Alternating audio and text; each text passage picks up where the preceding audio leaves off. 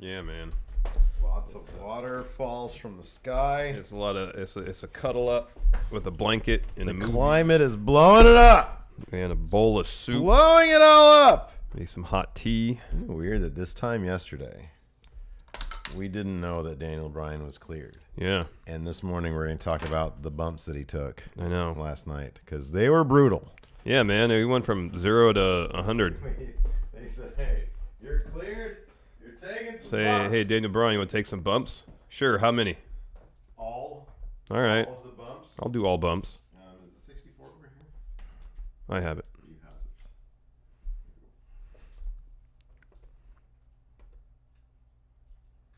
Still kind of unbelievable. It's a bit unreal still that we're living in a world. Difficult to grasp. Yes.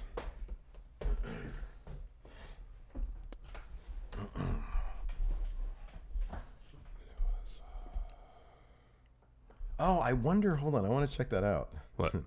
Hold on, I'm gonna see if like YouTube live streams have that live chat stuff, and so I want to look at yesterday's stream and see if I can pinpoint the moment where.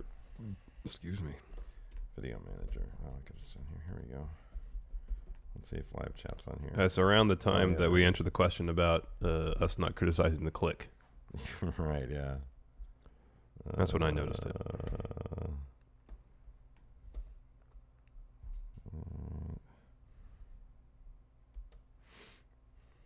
Hello, everybody.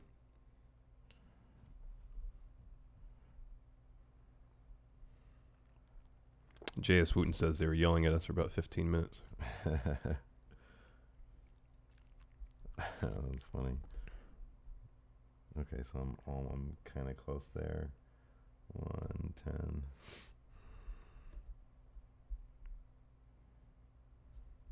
Okay, so they said they've been saying they still look like they're about the hour mark.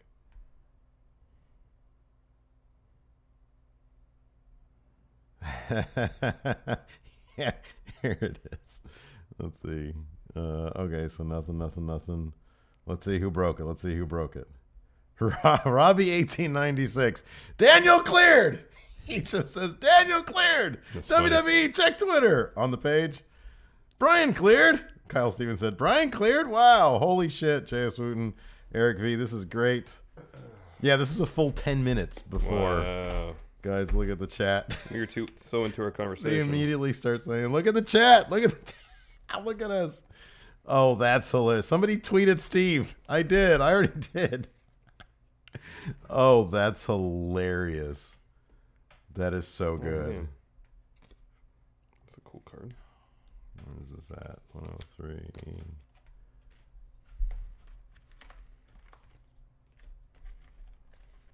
Oh, that's so like everybody. It's just blowing up with the yes chat and with yes chants cool. here, and we're just droning on and on and on. That is too much, dude. That is too much. You guys are too funny.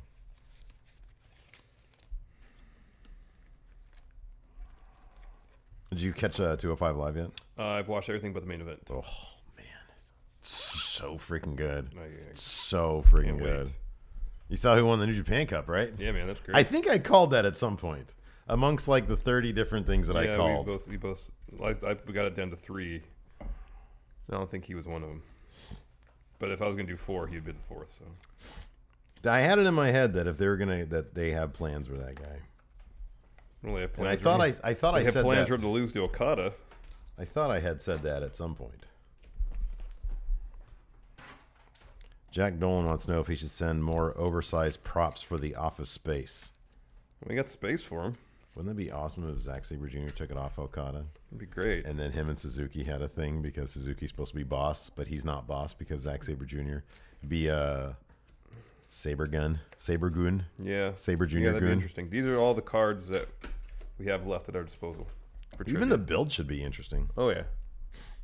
because they can still play with that story. The idea that that could happen. He could be top guy. Yeah.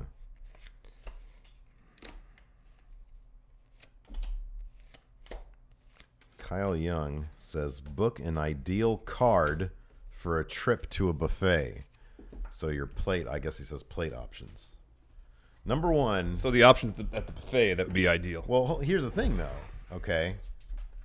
You really have 3 genres of options because it's not like they keep breakfast around during dinner time.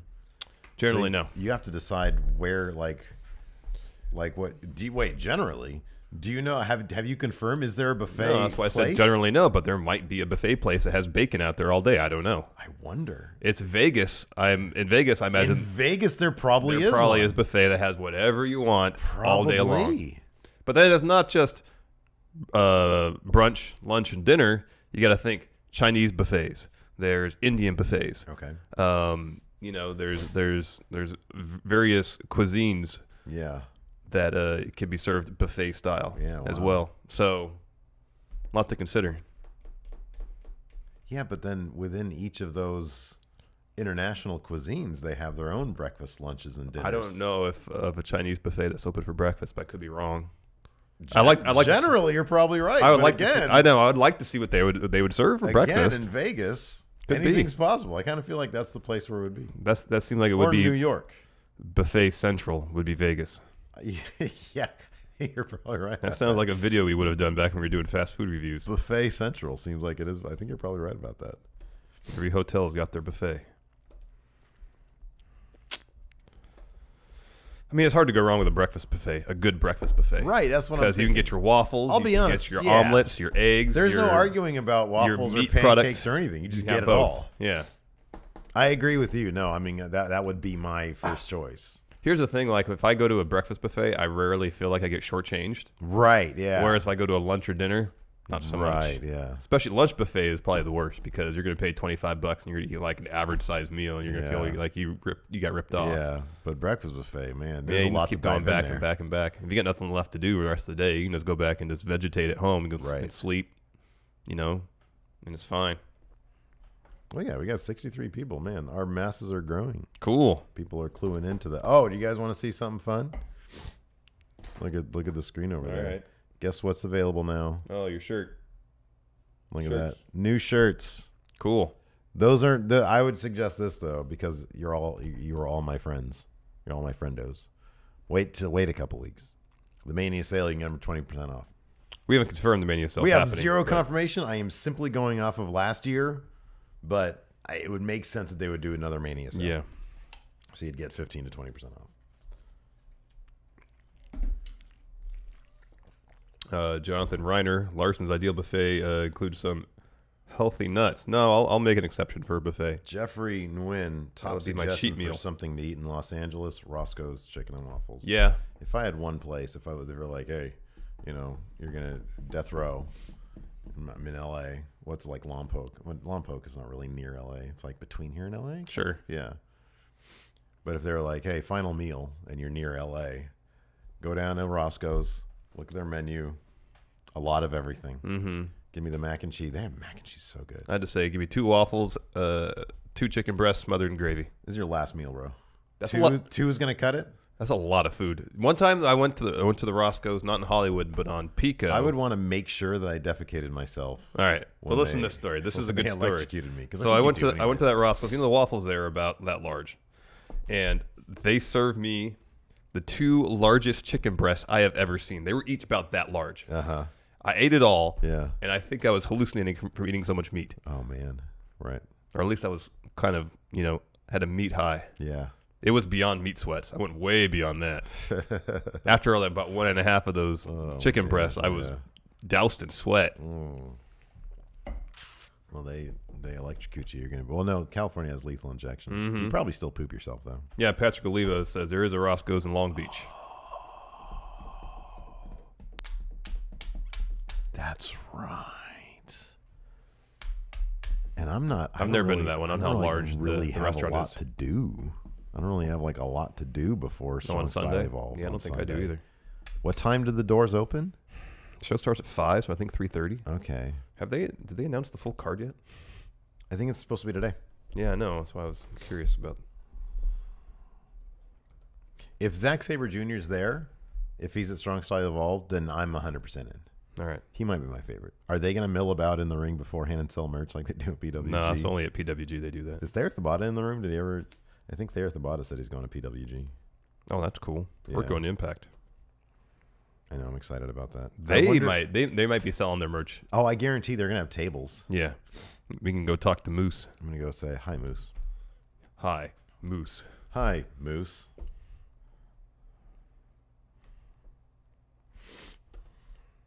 Yeah, no, Jeffrey Nguyen might have it right, man. Roscoe's might have put me at 100% Oh yeah. for Strong Style Evolved. Karen is correct. Zack Sabre Jr. is absolutely lovely to meet. I bought a T-shirt off him at the last PWG show. Yeah, man. What a polite guy, man. I wonder what his thoughts are on that picture that I tweeted this morning. I didn't see the picture you tweeted this morning. So the last moments for the last North American male white rhino. Oh, He passed away. yeah.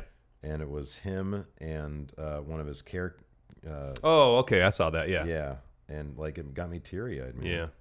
Because it reminded me of me and Turbo. I did that. My Turbo boy.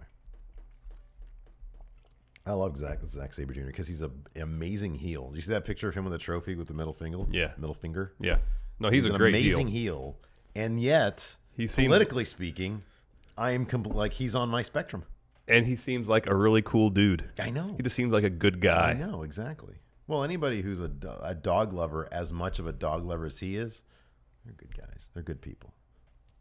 Good person right here. Well, I like dogs You're too. looking at me. I'm a good person. Okay. I like dogs more, though, than you do. Yeah, that's debatable. I don't think it's debatable. There's no way you like dogs more than me, and it can't be exactly even. So I have to win that one. Like, I'm literally thinking of turning this into a dog compound. Are you thinking of opening a dog compound?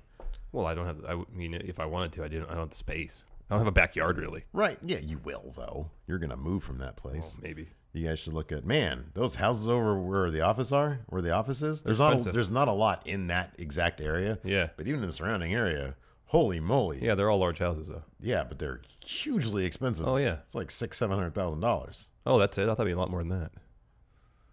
Well, how large of a house are we talking? I don't know. I can get on right now and find out. Because this is the pre-show, so I can do what I want. Fair Sabre challenged Okada.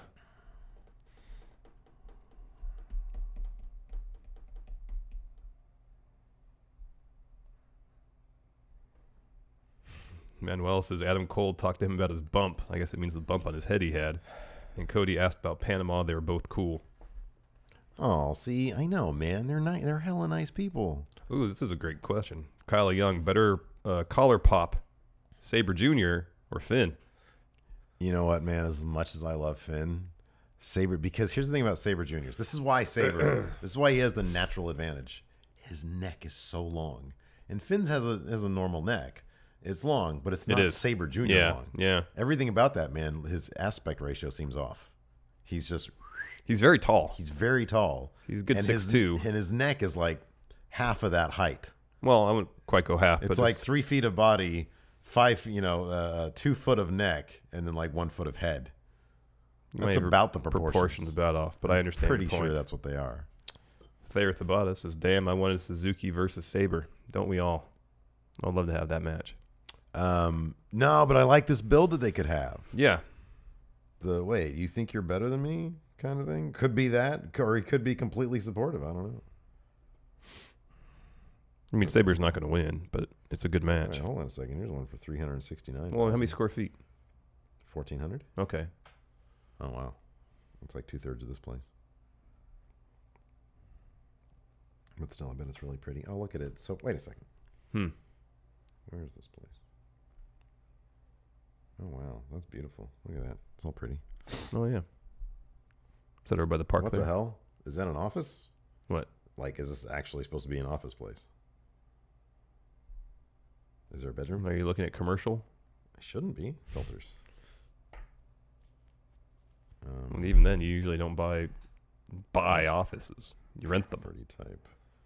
I don't want other type. Multifamily. Sure, why not? Yeah, okay. I don't care.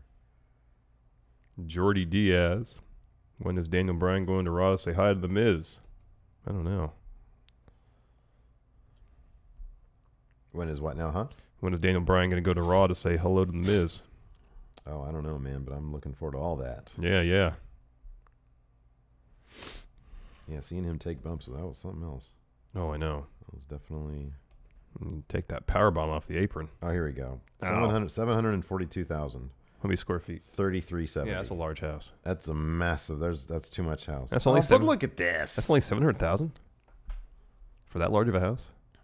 Is there like an actual backyard or just that stupid crap? Yeah, I you got a hate pool. that. Yeah. Give me some damn grass, man. I mean, that's lovely, but this is going to be an annoying thing. What's the 369 one? That's the one we just looked at. Okay. There's this one, but that's all the way over there. I mean, the next closest one is like up here. What the heck? That's kind of a lot for that. You must get a lot of land. Must be paying for land there. I think it says the actual house. Yeah, I think you're right. The actual house is only 1,000 square feet. You better get like 10 acres at least for that. Yeah. Ooh, look at that. That's 450. Yeah, it's too small though. I don't like the insides. Oh, they're okay. Let me see the backyard. Too many pictures, Mark. Let's take less pictures, Mark. J.S. Wooten. Oh yeah, 3 years in a row of Shane O'Mac matches. Yeah, we knew it was going to happen though. Oh wow, Power Rank Jackass cast members, huh? Number one's got to be Ryan Dunn, right? Yeah. I like Pontius is good. Yeah, I mean you can't go wrong with Johnny Knoxville. Yeah. That's a nice backyard. Look at that. Yeah, it is. You can keep hella dogs back there. Mm-hmm. There at the butt asked interesting question. One I thought about myself. Would it have been better if it wasn't revealed that Daniel Bryan was cleared before he Save did that what he question did? for the show because somebody else on Twitter also brought All right, that up. all right. So save that for the show. Speaking of which, we have to get started Yeah, here. let's get started. I think I can actually do this all from the thing. It was working today, but I don't know. It's a fluid situation over here with all this technology. This is my favorite face. With my glasses on, I go. Because look at me when I'm old. Are you a telephone operator? I'm from the 50s? Yeah. Hold on. It's like Lily Tomlin in that sketch. Hello? All right, hold on.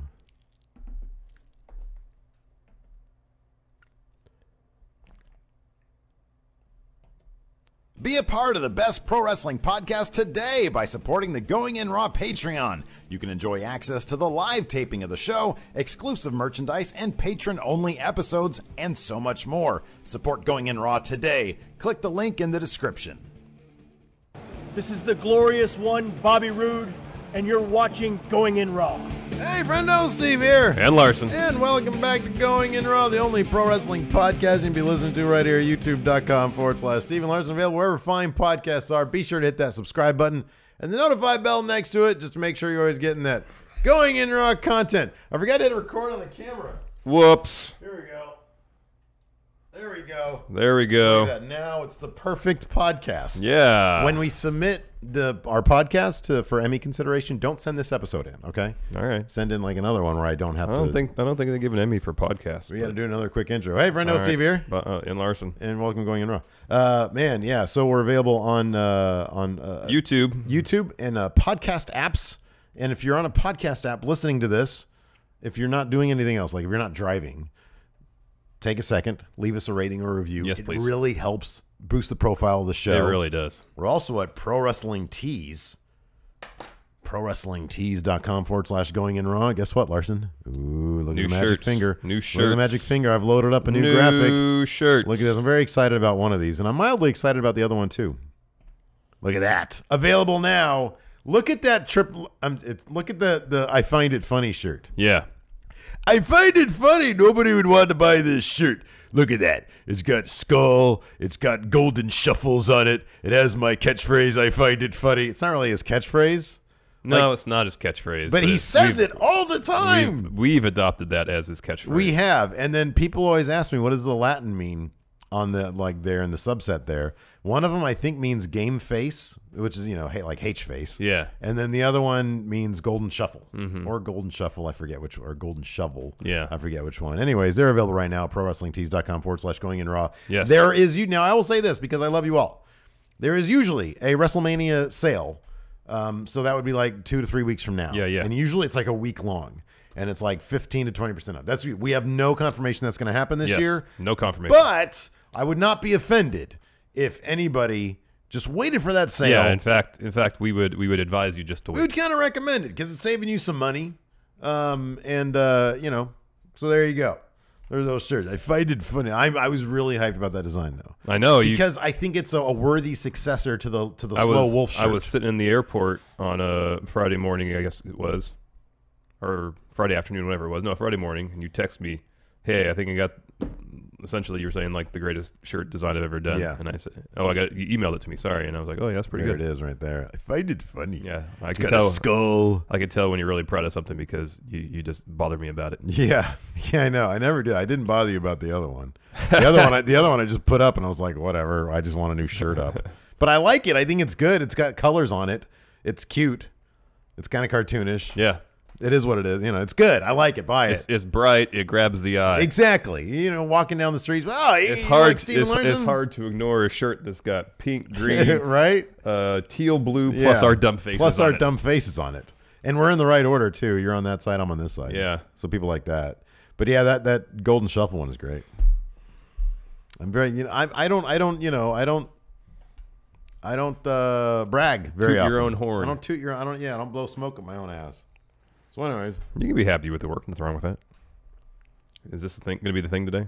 yeah, this is for that the 2012 versus 2018 meme. Like 2012, I had my site. Now like this. Where did that come from? I don't know. It's just a stupid Twitter thing. Anyways, I'm off Twitter for an entire weekend pretty much, and I come back, and that's what's going on. Oh, yeah, Daniel Bryan's back. Talk about something that's actually exciting.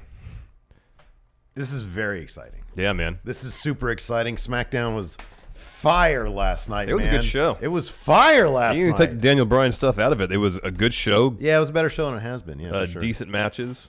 Gave matches, especially Natalia versus Oh Charlotte. wow, that was fantastic. That was like a pay-per-view quality match. Yeah. They gave it a ton of time. That was really good. Really good. All in all, a really fun show, but of course, well, there's something wrong with them. We can't record on there anyway, so Hey man, hope for the best. Hey, okay, we're just doing it. We're just doing it then. That's fine. See what happens. Anyways, but the centerpiece Living of the by the show seat of our was pants.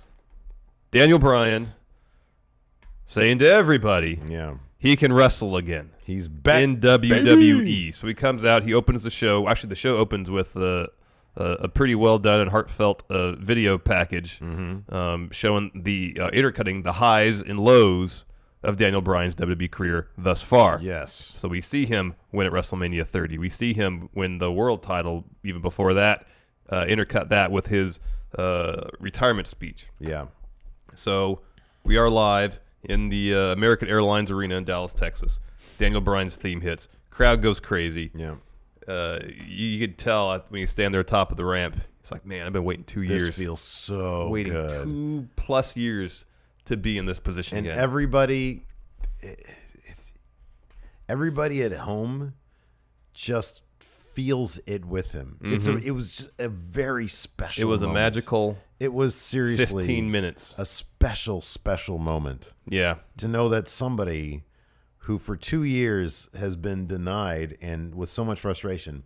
So he goes down there and he starts talking about that. I had to retire from in-ring competition.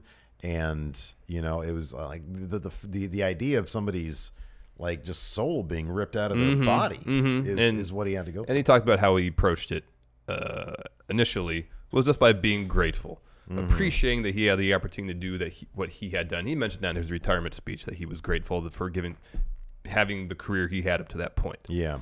But at the same time, as we saw in Total Bellas, it devastated him that he was forced to retire.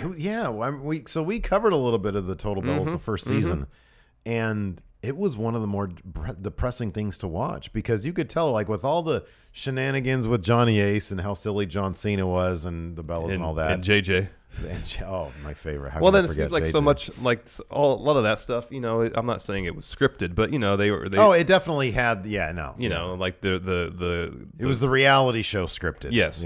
And then kind of running parallel to that was this seemingly very genuine story of Daniel Bryan coming to grips with the fact that his in-ring career was probably over, and him battling with that. And you got to see also how kind of, and it makes me wonder if they learned a lesson from it with how they're dealing with Paige right now. How kind of, I don't want to say callous, but it felt kind of callous. Well, they were exploiting. They just said, show up and retire. Yeah. Well, I mean, for the show, they were definitely exploiting his pain to promote the show because they would advertise the following episode with, like some talk between he and Bree, and then he, go to their room and didn't want to be on camera and all that stuff. Well, yeah, I mean that was one thing. That's one thing. But I was talking about when they literally called him and said, Vince said, "Hey, you need to show up to SmackDown and retire." Or Raw. Raw. Yeah, it was too. That's horrible. I know. To me, that was always like, oh my God. Like at that point, it really just sort of registered how it's like, okay, well, this guy, how kind of cold things are. Yeah. It's like, well, they're just contractors and it's just a show. Mm-hmm. So, we're going to pop ratings this week by crushing this man's dreams. Yeah. That's really how it felt. I know. And I felt the same on Total Bellas too, where they're advertising, the latest saga of Daniel Bryan's mental breakdown on the show. It's like, here, watch Daniel Bryan lose his mind because he can't do what he wants to do. It is kind of interesting how we've never... Oh, sorry, because he's forced to out of the ring. Sorry, yeah. We've never really heard because he's been very open about a lot of things. Mm-hmm. He seems very transparent in his interviews and whatnot. And I've never heard him say anything about the idea that did come off as very exploitative, I think he kind of touched on that in Total Bellas. Did he? Okay. I thought so. Okay. I mean, that was the first time on that where I heard that it wasn't, a mutual thing, or wasn't the doctor advising him to retire and he came to the decision himself. It was on there. He said, no, I got a call from Vince and he said, you're going to show up at Seattle on this day and you're going to retire. Yeah. Yeah. So anyways, he comes down there and I mean, it's fun to talk about crap stuff when there's a happy ending here. Yeah. He comes down and he got choked up several times. Thank God nobody in the arena decided to what him. I know. It was incredibly heartfelt. It was. And people, it's funny when something is that heartfelt, you just hope that the crowd's not going to be assholes. And, I know. And thank goodness they weren't. I know. Nobody did that because there were ample opportunities. Like, he had a lot of pauses because he's starting to choke up and he really got over the fact that Bree was the one driving him to keep fighting. And that was sort of the general thesis of his promo was fight for your dreams. Fight for your dreams. Don't let them die. And eventually they will fight for you, which is a great way to put it. It was a magnificent promo. Yeah. And just, I mean, Daniel Bryan was already the most relatable wrestler in WWE. This just magnified that. Exactly. 100-fold. Exactly. So it was, it really has to be seen to be believed, or to be appreciated. And he said, I've been cleared. I don't know when or where my return will be. And the crowd started chanting WrestleMania. And he looks up at the sign, and it's the most organic way of looking at the sign. Wasn't somebody coming down, pointing at it, yeah. Pointing at it. It wasn't any of that. Because the crowd chants for a little bit. He kind of cracks a little bit of a smile and looks at the sign and said, you guys think that'll work? Yeah. Or something like that. Yeah. They cheer, and he goes, but I can guarantee will Daniel Bryan return to in-ring competition? Starts doing the yes chant. Everybody chants yes. I thought it was perfect. I thought it was absolutely perfect. So I guess we can kind of address this now. Thayer Thabata in our chat, and then somebody else on Twitter. And I apologize for forgetting who you are. My notifications, I just can't. Pose the question. Given what happened at the end of the show, and I'm assuming everybody watching this knows that Daniel Bryan got the shit beat out of him at the end of the show, which we'll go into detail about that. But since we're talking about his promo, would the end of SmackDown have been more effective had we not known that he had been cleared? I don't know if it'd been more effective. It would have been more shocking. It definitely, I don't think there's. But I think if it hadn't been announced that he had been cleared in advance, he wouldn't have had the opportunity to do the promo he did to open the show. And I kind of feel like maybe for him that was necessary. Yeah, like he needed the opportunity to go out there. Yeah, and express himself, thank his wife, thank the WWE, because he said, I want to thank WWE because they looked at me first as a person, not as a performer. Yeah. And there's obviously a message he wanted to share with the WWE I think you're right about that. I hadn't even thought about that. And had he not been cleared in advance, he would not been able to do that. He would have been beat up at the end, and then have been banged right into the story. Yeah. And maybe after Mania, if they could kind of go back and say, okay, you've got through this. You can now be officially cleared. You're back to being an in-ring competitor. He could have had the opportunity, but I think him doing it to open the show before he saw any action just probably made that more effective. But yeah, if they hadn't announced him being cleared beforehand, that beatdown at the end was the most shocking thing on WWE television in a very long time. Because then everybody would be buzzing about, oh my God. I mean, here's the thing. Number one, it's a no-brainer to have announced it in advance because of the ratings. I don't. Do we know what the how we got the word? Okay, those have to pop. Yeah, I would think so. So that's kind of a no-brainer.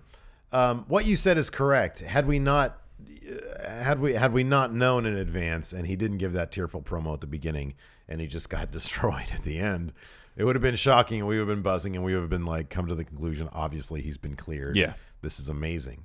I do think that given the heartfelt speech at the beginning and how emotional that made everybody, and given that everybody's emotions were ramped up, I think that it might be like a zero-sum game. I think that the shock factor would have been one thing, but I think the emotional high that everybody had anyways, I think emotionally speaking probably would have been on the same level as that shock. You know, it's just a different emotion. Just different thing. Just a different thing.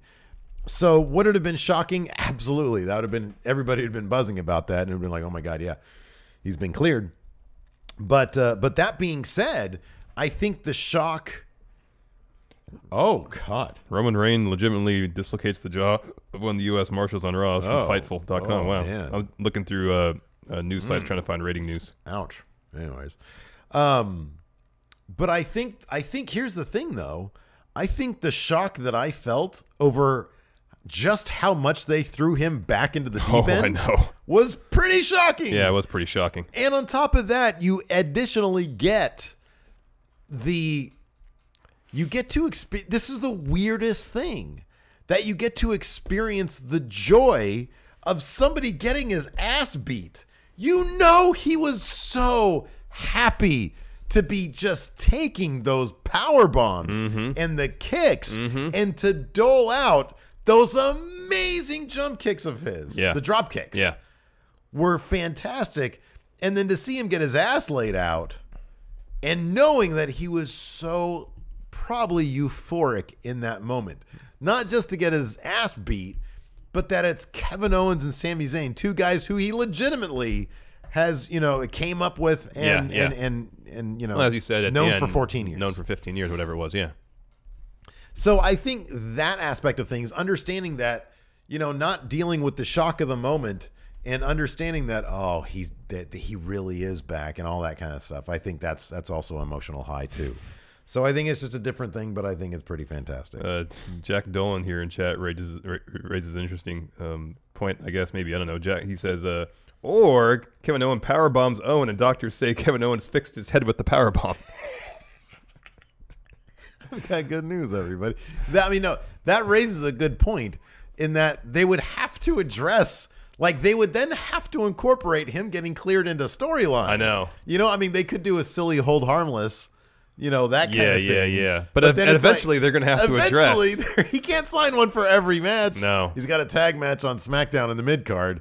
He's got to sign a hold harmless for that. And you have a Road Dogg before the match come up to him and say, Daniel Gorilla, you can't go out there yet till you sign You got to sign this again. Exactly. Another hold harmless, fine. Yeah. And then Drake Maverick's trying to recruit him to 205 Live. 1, 2, 3. Did you see last night when he said, "That's what I do. I turn positives into negatives." Yeah. Oh man, it's the other way around, Drake. He's so great. He's so good though. I know. Like that whole promo of his was great when he was like coming up with like we're gonna do some number one contender fatal 4-way. He's just with the biggest smile on his face. I turn positives into negatives. And he's off, and you can tell off camera he's like, ugh.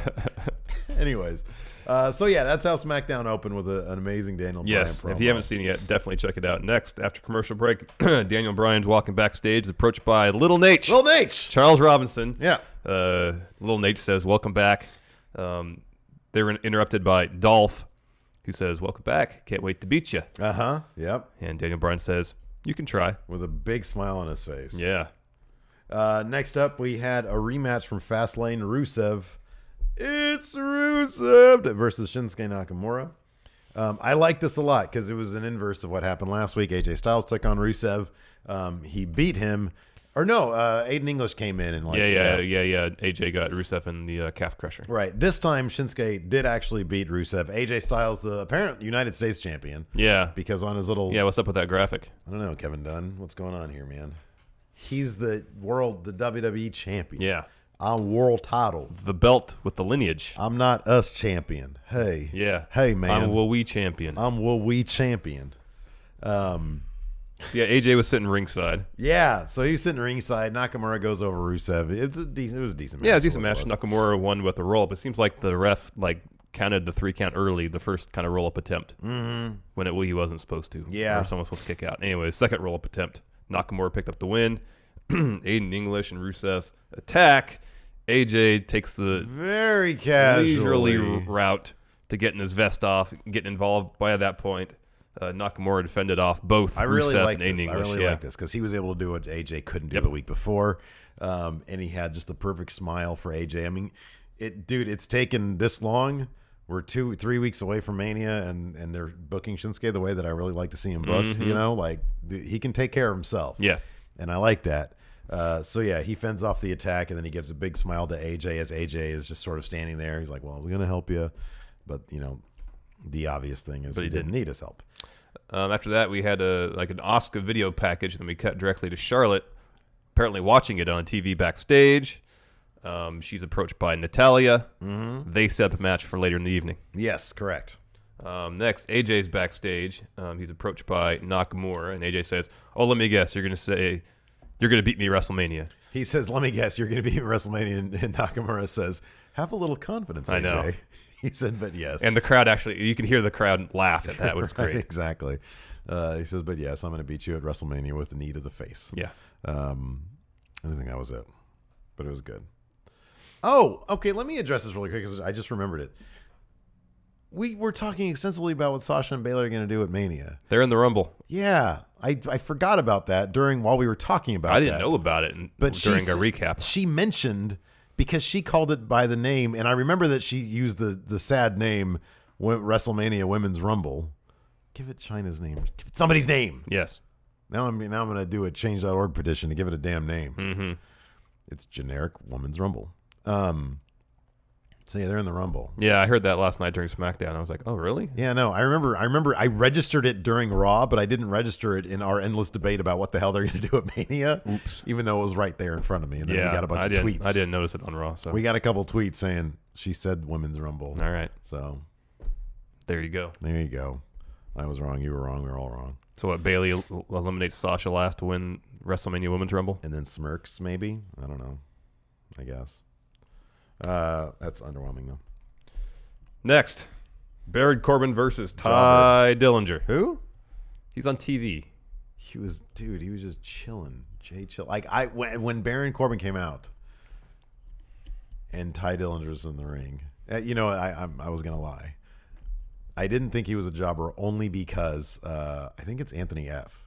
Snapchatted me and showed me the pictures he saw before I did. I watched the West Coast feed, and he was like, "I honestly thought that was a jobber waiting for Baron." I did for a second too. And when I watched it, I knew exactly why, because he had the jobber entrance, and before I saw a close up of his face, he had jobber like body posture, language. body language. Yes, he totally did. Because they did this like over the shoulder of Baron, and you see Ty in the background milling about, but it takes a second for it to register as Ty. Yeah, and when I saw, I was like, "Jobber? Oh no, that's Ty. Oh, yeah. Well, Ty's losing." Yeah, man, and he did pretty quickly. And he did, and not without a botch. Yeah, there's a botch on the first end of days attempt. Because like Ty was supposed to roll in there, like he was supposed to like. Well, he's jumping off. He's jumping. No, well, It was Ty was jumping off the second rope. Baron was going to catch him, right? And then transition end of days, and there was a botch there, and so Baron just threw him out, brought him back in, and then did end of days. Yeah. So that was unimpressive. Baron's going to be in the Andre Rumble. the Giant Memorial Battle Royal. He's going to be in the named Rumble. Next up, we had this is like a top 7 pay-per-view. Yeah, it's a pay-per-view quality match here. It was really good. Charlotte versus Natalya. Because did we mention this earlier? Natalya was giving Charlotte crap. Yeah. What was I doing? Well, I kept it brief. Charlotte was watching the TV. Natalia came in and set up a match for later on. Yeah. Natalia was saying that she should have been the one with the WrestleMania match against Charlotte, not Asuka. Fine, you can fight me tonight. Yeah. Anyways, this is a fantastic match. It was all really sorts good. of cool stuff going on that, like, you know, I was like, is this like their NXT match? What the heck? This is really good. This is really good stuff. Anyways, it was pretty long, too. Yeah, they gave it a ton of time. And then towards the end, when Carmella felt that Charlotte had been plentiful knocked out, Yeah. she runs in with her briefcase, tells the ref, I think she brought Danilo the ref out with her. Yeah. And said, yeah, I'm cashing in right now. He goes to go talk to the people about cashing in. And meanwhile, Charlotte, who had been apparently playing possum because Carmella sort of gave her a kick to make sure that she was out, as she turned around to cash in, Charlotte got up. Carmella ate a big boot. Yeah.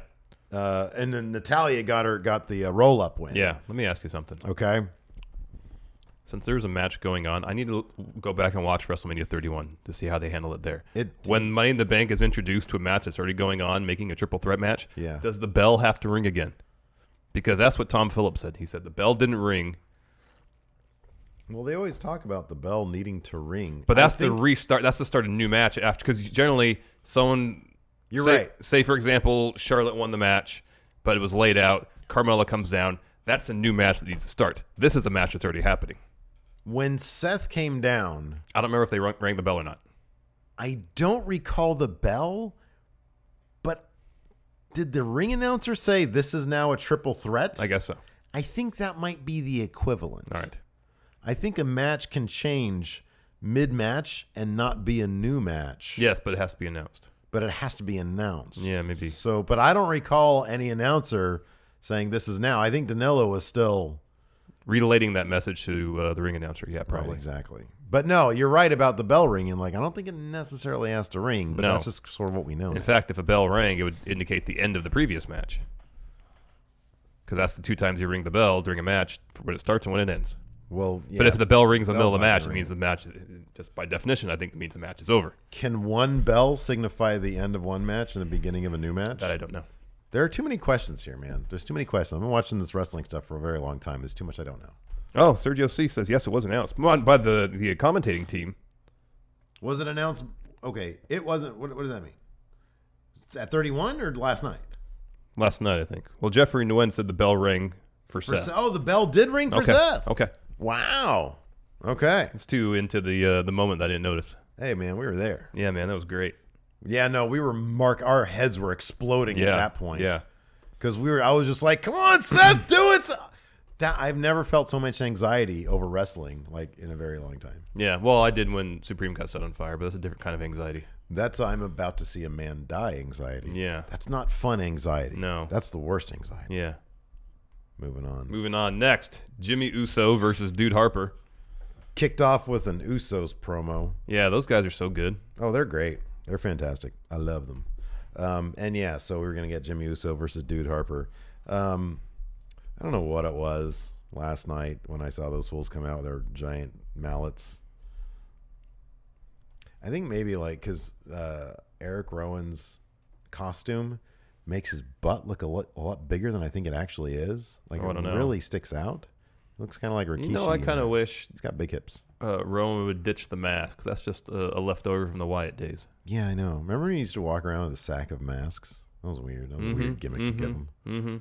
I don't the whole thing is a little silly. I mean, dude, here's the thing. I like the intensity. Yeah. I thought that was cool. I think they can do that intensity without the silly hammer gimmick. I know. Just have them be super intense. I know. And people who like to destroy people. You don't need the hammers. It's silly. It's all very silly. It's very silly. It's it seems like such a holdover from I know. Did the nobody 90s. Stop and say, what am I doing? What are you doing with this? Well, I have to carry this toy hammer everywhere. Can I not do this? Look at this. This obviously weighs half a pound. Yeah. I don't know, man. But I really like Luke Harper. Oh, same here. And I like the intensity factor. Yes. And he beat the crap out of Jimmy Uso. And he won with a discus clothesline, which is great. Yeah. So good for him. But yeah, I don't know. Next week I'll probably be like, oh no, I like the Bludgeon Brothers.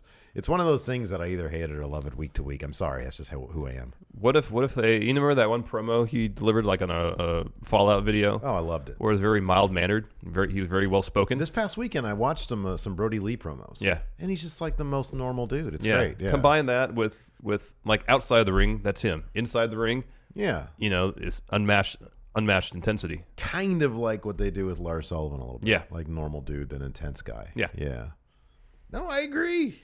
Then there'd be some dimension to his character as opposed to guy carrying hammer. Like, come on, man. This is 2018. They should have done some like angle with him where he was getting over being, brainwashed by the Wyatts. Mm-hmm. That would have been a fascinating story. Yeah. Fascinating story. Instead of having guys hanging out in the woods with hammers. And how much people would have really marked out for the emotional bond between him and Eric Rowan. Like when he tries to get Eric Rowan to stop being guy with sack of masks. Yeah. With mask sack. Yeah, I know.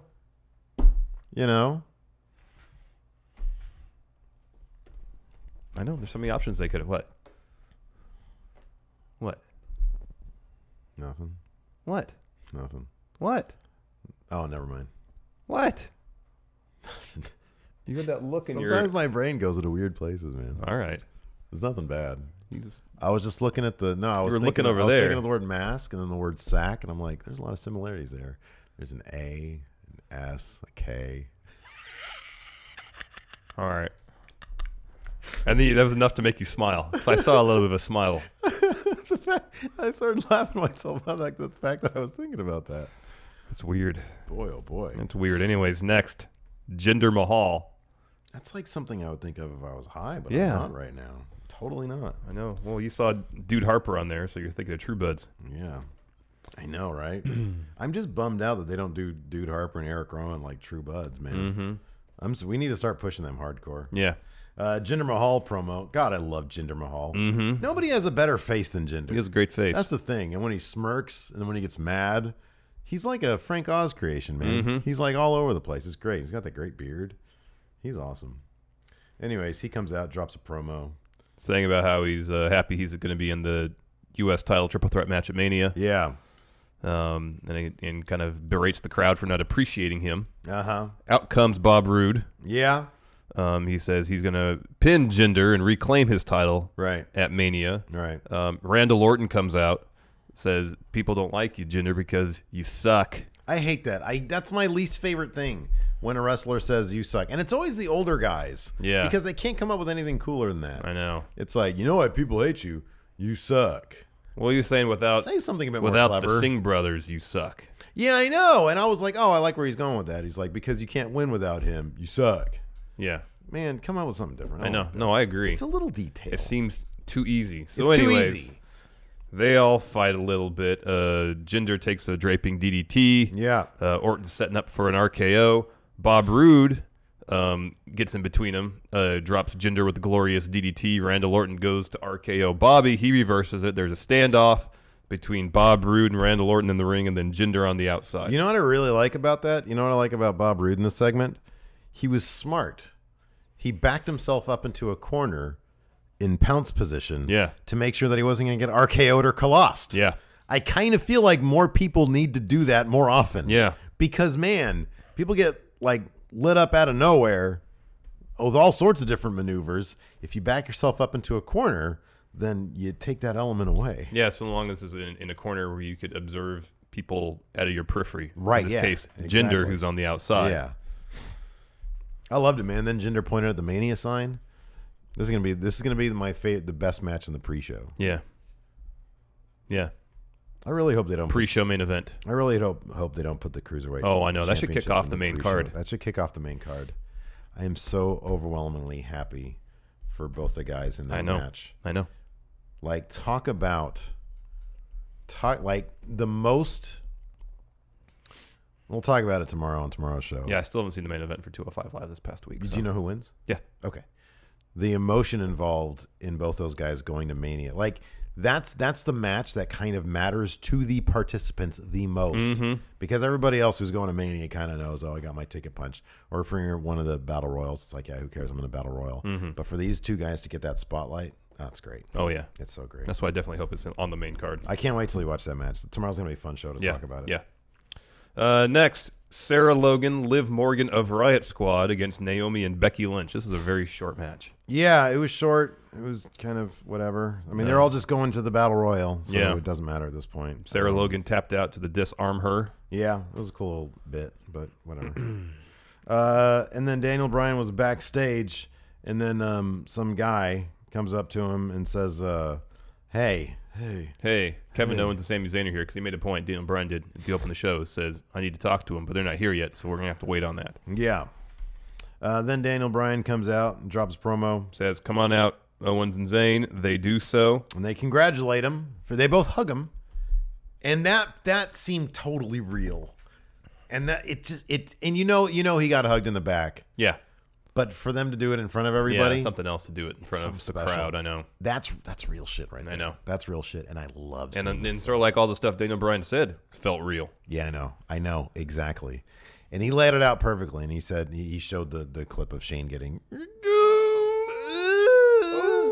And he used the logic that we did. He said, "You guys won." Yes! He was leaving. Why did you do it? He was leaving. You got what you wanted. You kept your jobs, and you got Shane McMahon out of here, and yet you felt the need to beat up your boss. Yeah. Why? Yeah. He said, I've known you guys for 15 years. You know, I've had your back.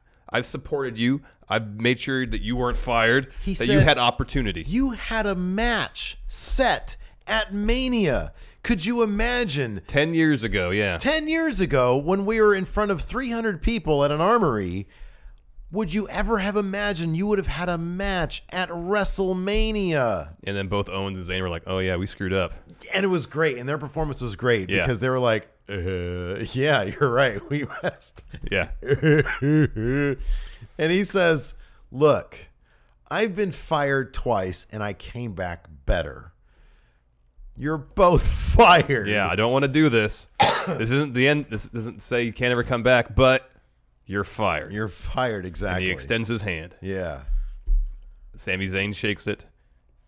And while Sami Zayn shaking it, you see Kevin Owens just balling up his fist. Oh, man, yeah. He's getting enraged. Yeah. He shakes Daniel Bryan's hand. Yeah. Right as Owens and Zayn are about to leave, Owens turns around and starts attacking Daniel Bryan, shouting at him, it's all your fault. This is your fault. Yeah. Kevin Owens, once again, not taking responsibility for his own actions. Exactly, yeah. And they proceed to beat the heck out of him. Daniel Bryan gets the upper hand. We get to see a couple corner drop kicks. Oh, and they were beautiful. They were so beautiful. They were so beautiful. He has not lost a step. He has not lost a step. He got so high up in the air, and they were beautiful. He was doing it in a blazer, too, a sports coat. He's dropping some yes kicks. Oh, crisp, man. fast, and the crowd was eating it up, and there were yes kicks. The yes kicks were beautiful, and you're just sitting there thinking, and there was that one shot where he gets up, and his hair is all mussed, and he's all like, just intense. Murder face. Yes, yes. Oh, it was beautiful. He's about to hit the last yes kick, gets interrupted by one of them. They get the upper hand again. Owen sets him up in a corner. Zayn hits him with the haluva kick. Yeah. They're not done. Take him to the outside. Apron powerbomb. Apron powerbomb. Oh, it was beautiful. It was so amazing. It was great. Oh, man. They put him on a stretcher. Yeah. And then, that was it. So next week, he's going to be angry Daniel Bryan. He's going to call him out, set up the match at Mania. Him and Shane versus Owens and Zayn. It was beautiful. Welcome back, Daniel Bryan. Yes. It's so, man. It's great to have him back. It's so. Did you see the picture I put up of us from the episode where we talked about his retirement? Man, things have changed here. Yeah, the set looks different. We actually have two of these mics instead of one. I know you had like the lav mic. Yeah, and I had just this without the thing. That was weird. Yeah, that was funny. Come a long way in a couple years. We've come along. I know. It's been neat. I like to reminisce. I know you're not a sentimentalist. Well, not being sentimental doesn't mean it's not fun to go back and look at how we've evolved. It is. It really is. It's neat. My hair's all weird and long back then. Not doing that again. Whenever I see pictures of that, I'm like, no, dude, I'm going to keep on. If you part it like you do now, it'd be fine. No, it won't be. It's because you're parting it down the middle. It wouldn't be. No, if you look at it, it looks all greasy and nasty and stuff. No, I'm going to stick with the number 3 around the sides and back. All right. I have to cut my hair. I haven't done it in a while. Yeah. Anyways, want to answer some questions? Yeah, man. Let's answer some questions. Unretired Dwayne Nix. Well, that Daniel Bryan segment definitely had me teary-eyed. And with that being said, what was the last moment in wrestling to have either one of you guys get a little teary? Ooh, good question. I remember when Daniel Bryan had to retire. It might have been that. I'm trying to think if anything has happened. What's happened since then? Honestly, that was after that. But I started to get a little teary-eyed when at the end of the main event on 205 Live last night. Oh, really? Just a little bit, because man, I was thinking, God, for those guys who, man, they talk about deserve it. Mm-hmm. They just plain deserve it. Mm-hmm. Drew Gulak was great last night. Yeah. Anyways, I don't know. Let's see here. Alex Foster said he got emotional when Ray. Let's see what other people say. What do you guys in chat say? When's the last time you guys? I didn't really get teary-eyed when Edge retired. Oh yeah, Ric Flair versus Shawn Michaels. Yeah. That's a good one. Yeah, that was a really good one. Yeah, but I don't know. I can't really think of any. I'm just trying to think of. Karen says when Asuka had to relinquish her NXT title. Oh, I got a little teary. I got a little bit teary for that. I remember that. Yeah. I wasn't like bawling, but man, I got teary. That's a good one. Kyle Young says when the Golden Lovers are reunited. When I saw how perfectly they packaged Aleister Black, that made me cry. Because good Lord, that packaging is great. Alex Foster does have a good question here. In kayfabe, why is nobody stopping these beatdowns? Well, sometimes it happens, but it seems so inconsistent. It is inconsistent. Sometimes security be sent out to stop these beatdowns, or the locker room be sent out to stop these beatdowns, and sometimes it doesn't happen. Maybe if Shane were there last night, he would stop. Oh, he definitely would have. Shane would have done it. But yeah, I mean, okay. Oh, sorry, I didn't mean to interrupt you, Karen. When Shibata came back and says, "I'm alive," that is all. Oh yeah, but that for me that was spoiled because of Lariato. Oh, or whoever does all the gifs. Like when gifs can't really make me cry, dude. Anyways, continue. I'm trying to think of other allies that Daniel Bryan would have in the back that could like just come and help him out. Any of the face, like where's Bob Roode? He's a face, kind of. What about Nakamura? Yeah, what about Nakamura? I would have got him hugely over. I'm okay. I know WWE has a weird thing about that. That is, they have a weird thing about crossing stories. Sometimes they're not in their own universes. I know.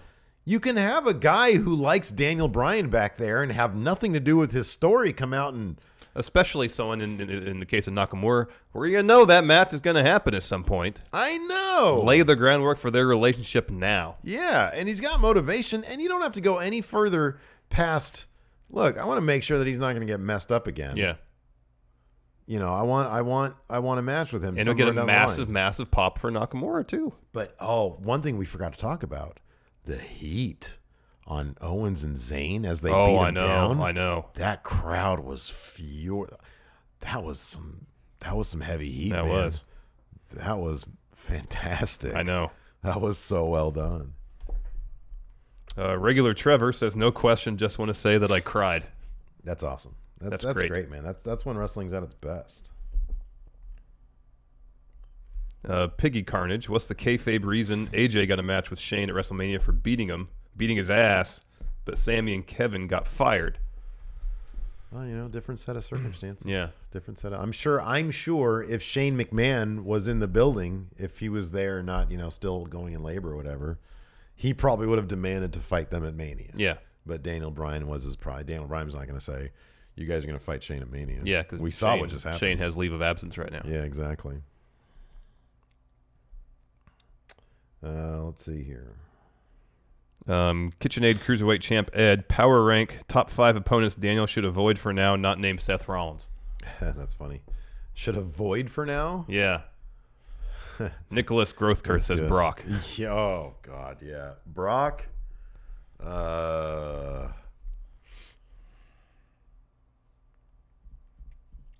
trying to think who else. I feel like Jinder. Jinder's a bit on the stiff. He's a bit on the... He's not the most graceful guy in the world. Yeah. You want people who you can be graceful with. Yeah. Like Finn's a pretty graceful wrestler. Yeah. Finn's not going to injure anybody. Yeah. He doesn't really have a high impact moveset. Right, exactly. Especially for the head area. Facha, yeah, for the head. Area. Yeah. What is this, the Kabasa? Yeah.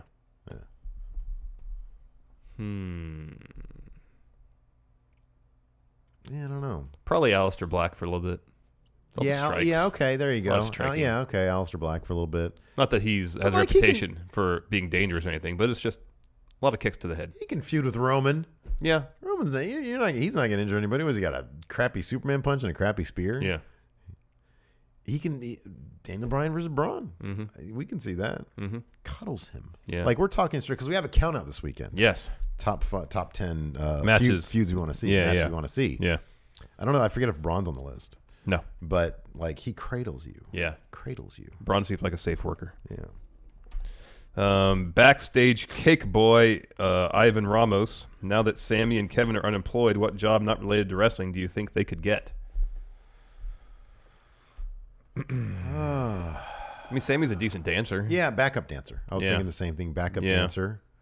I'm trying to think what other skills Kevin Owens has. I mean, he could be like a bouncer. A strip club bouncer. Like every wrestler was like a strip club bouncer. Seems that way. Back in like the day, anyways. Giving pop-up power bombs to people getting out of line. Yeah, there you go. I think that'd be great. Again, getting back to moves that you can do in bars. Yes. He can do it. He can drop a Starship paint on somebody. Let's see here. Oh, this is interesting. Richard Nason. The camera failed to ever show AJ walking. Is that an attempt at covering up the injury? We saw him. I mean, there was no full body walks, but we saw him walk backstage. Yeah. I was paying attention to when he was doing stuff. Tommy T has a question. He says, watching Daniel Bryan enter, I realize that no one else in the WWE is truly over. Even Finn and Seth barely get a reaction coming out. My question is, why is that? I just don't mean in comparison to Bryan. I mean in general. They get a small pop at best. Seth gets a decent reaction. Yeah, he gets a good pop. So does Finn. AJ gets a good pop. But I kind of see his point. There's nobody who even comes close to a Daniel Bryan level pop. No. And that's kind of a problem. You kind of need that. Yeah. Daniel Bryan, I mean, dude, he's a next level, relatable, charismatic guy. I think his relatability is what really pushes him over the top. Who puts it all in the ring. Yep. And that is something that it's really difficult to just have. But here's the thing. So few people throughout the history of wrestling have had that.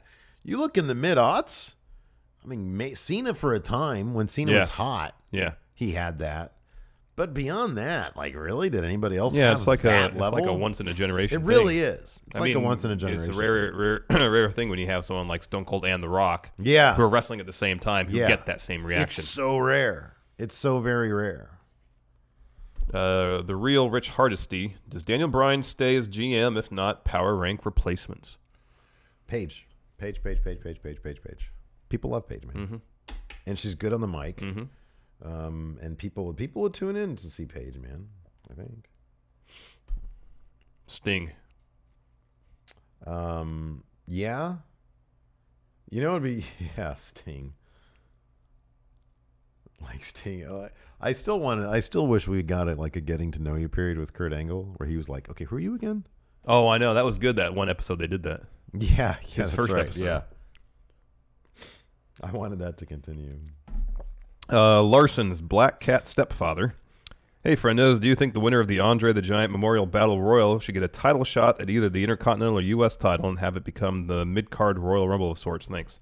It'd be cool if there was some reward for it other than a giant trophy. Yeah, I know. Because it really didn't do much for Mojo, did it? I mean, I think they sort of storyline opened up some opportunities. You know, you're able to say, hey, I won this, so can I have that? And usually they're like, yeah, sure. But I think in Mojo's case, it was like, you get a shot at a guy, and then if you win against that guy, you get a shot at, a title. Yeah. And like he didn't, whatever. Yeah, no, there's not really much not a lot going on there. associated with winning that. Yeah, battle why royal not? Give him a trophy. crap mid card shot. Who cares? Yeah, I think they would differentiate it, I guess, enough from the Rumble itself getting a world title shot. Yeah.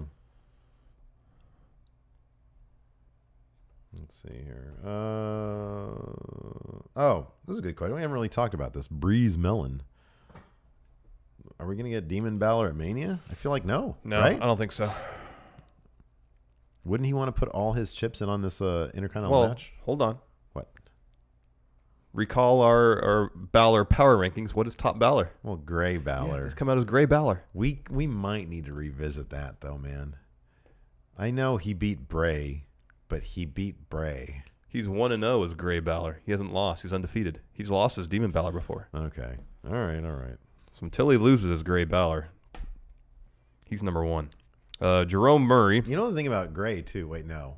Which color is all the colors combined? Isn't it black, I guess? Well, it depends when you're talking about like paint. Yes, light, it's white. Oh, okay. All colors of light together is white light. That's so weird. I know. You're thinking about astronomy class, aren't you? I am thinking of our astronomy class. That's when we bonded, man. Yep.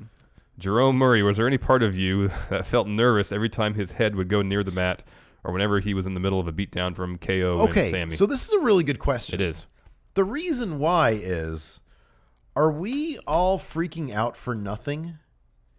If he hits his head bad and he gets another concussion, Is he going to have to retire again, essentially? isn't he now in sort of this? Are they going to relook? Can they relook at like Corey? Can they say, Corey Graves, go get in a hyperbaric chamber? Oh, I don't know. Is there a whole new science behind this now? I don't know. Where they can change? They're going to change their protocols because, excuse me, if his brain is indeed, like Daniel Bryan has said, better than like a normal person at his age, Yeah. doesn't that mean that he's kind of in the clear? Like, Well, at least. concussion. Like if he hits his head, like, I honestly don't know. I don't know. Yeah, I don't know either. Like people take bumps all the time. For some reason, he just took a couple of bad ones. I don't know. I don't know either. Well, I mean, it's a thing where if you have a concussion, you're more susceptible to them. Okay, yeah. And I think he said he had, 10 or 12 documented ones? Yeah. And it was towards the end he started getting seizures and stuff like Yeah. that, or he had seizures, which we saw this past season of the NFL where Tom Savage got concussed and he's having a seizure in the end zone. Yeah. The rest of them still play because they didn't see it for some reason anyways. The hyperbaric chamber thing, did it like rejuvenate his brain? Maybe. Well, I have no idea about any of this stuff. He's talked about that. He's talked about his diet. How But that helps. should we be on pins and needles? Or is he in sort of this... I think it's human nature when you hear about a guy whose brain... Oh, no, I know. It is. And we are. We're going to be. So injured that he was forced to retire, and then now he's seemingly fine. Yeah. It's going to take a while. Sort of like, granted, a brain injury is more severe than a knee injury. Yeah. When Steph came back from blowing out his knee, it took us a while, and still, to a certain extent, I still get a little anxious whenever he does some sort of move where he puts a lot of impact on his knees. Yeah. So I think it's just going to take some getting used to. I know. I look, we're going to be on pins and needles. Mm-hmm. That's natural. Everybody's going to be. Everybody was tweeting about that last night. Yeah. I totally was. I know you were too. But like scientifically, and given what they do now with tests and stuff, like, can we ease up a little bit? Can we relax a little bit? Like, do we have scientific reason to relax? Well, here's the problem. Even if human nature, we don't. I think there's so little known still about how the brain reacts to concussions long term. Yeah. That, I mean, right now, someone can say, yeah, his brain seems fine. He's in the clear. And then 30 years later, you find out, no. Yeah, right. There's some degenerative thing. That's the thing with like CTE is that, symptoms don't necessarily express themselves in the midst of your football career. It's 10, 20 years down the line. Yeah, right. So. Well, it'll be interesting. It will be. As long as, here's the thing. That this is the thing that I kind of want for Daniel Bryan. I want all of his matches, every match that he has from now on, to really kind of mean something. I know. I know. So I want to act as if he's like a special thing, because he kind of is. Yeah, he is. But he can be a full-time storyline guy. Yeah. And just makes his singles matches feel special. His singles matches matter. Like Okada. Like Okada, yeah. Kenny Omega, Exactly. where they can wrestle, on the road to shows, they wrestle in tag matches. But they only wrestle singles matches at the major shows. And they can do some comedy stuff. I'm sure Daniel Bryan would love to do some comedy. There's that. Did you see that thing where he kind of balled himself up? The Lake of something or another? Lady in the Lake. Lady I think in the it was Lake. called. And I think it was Tyson Kidd that was Yeah, I trying to think it pin him. was. But his shoulders were never down. Yeah. And so he got in a position where he actually rolled him back, and then Daniel Bryan transitioned into a that kind of stuff. I know. Like, some Yano type match. I know. Great. Because Kenny Omega likes doing that stuff, So, yeah. Let's see here. Any more questions?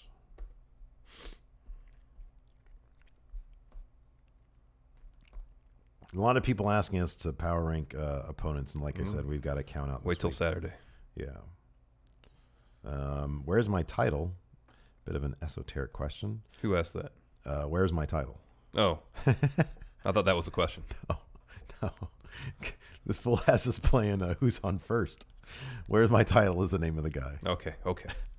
SmackDown was amazing. Does Daniel Bryan being, sorry, he said Danielson.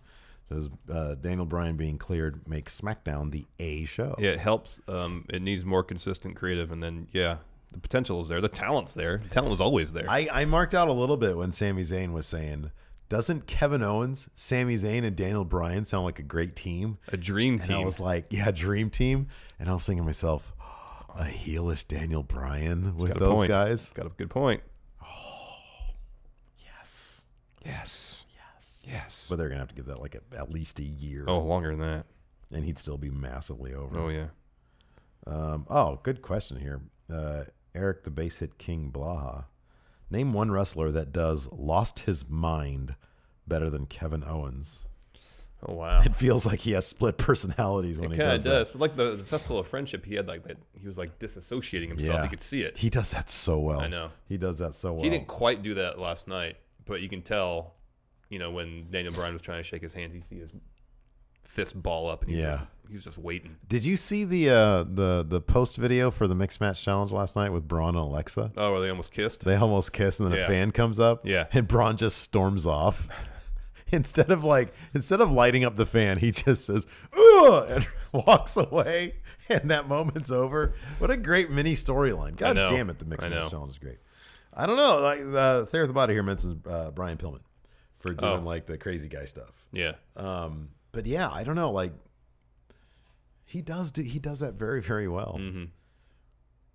I mean, it was always fun to watch Stone Cold go from. Yeah, I was going to bring that up too. But there was always a certain level of intensity to him that he never really dropped from. Whereas Kevin Owens could be seemingly at zero. Yeah, right. And then suddenly be completely enraged. Stone Cold's nickname for the rattlesnake was so perfect because you're always kind of freaked out, even when he was being totally cool and happy with you. Always coiled up, ready to strike. And then he would drop you with a stunner right there. Exactly. It was great. I'm trying to think of anybody else. Because like Baron's good when he loses his mind. But again, he's always at a certain level of intensity. Yeah, right. He always seems he's on the verge of losing his mind. Who, Baron? Yeah. Take how he talks out of the equation. Yeah. He always seems like he's on the verge of being offended by somebody. Yes. Yeah, okay. That's being on edge. Hey. Yeah. Anyways, let's do some chat. Let's do some trivia. You may have had these cards already. It's entirely possible. Let's start with Attitude Era. What do you say? Sounds like a plan. I don't think we've had this one before. I'll start. I have. Go ahead. Who won the Gimmick Battle Royal at WrestleMania 17? The Gimmick Battle Royal. Oh, man. Was it the Gobbledygooker? No. Iron Sheik. Break a bank, make your humble. Remember when he was funny for a second? And then there's that picture of him with a big old heart on. Taking down Hogan. When he dropped the title to Hogan. Hogan, I am very erect. Make you humble. Big events. What general manager introduced Raw Roulette to the WWE Universe in Las Vegas on October 7th, 2002? Bischoff? Very good. He loves motorcycles. It's true. Apparently also gambling. Break on a bank. What superstar defeated The Rock in an empty arena match that aired on the USA? It says Mick Foley, but I'll accept Mankind. Wasn't he dolled up as Mankind? Yeah, he was. I think it was. Championships. Who, here I'll do this in a voice. Who, at Unforgiven 1999, won a six-pack challenge for the WWE title Vince McMahon vacated?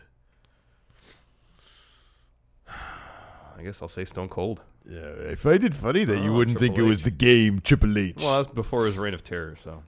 What superstar would bring a mop named Moppy to the ring with him during 2001? P.S. Perry Saturn. Yes. Superstar bio. What Samoan superstar delighted fans when he'd do in-ring dances with his giant asshole with the tag team Too Cool? That would be Rikishi. Correct. What legend and former NWA Intercontinental Champion did Chris Jericho defeat at Backlash 2009? Steamboat. Yep. Big events in the modern era. Modern era. Who did Undertaker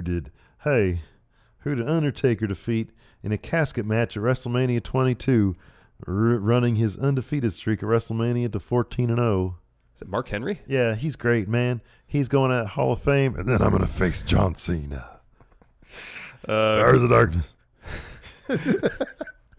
Legacy. Legacy. Who defeated Chris Jericho for the Intercontinental Championship in his first match on Raw in 2008 after jumping from ECW?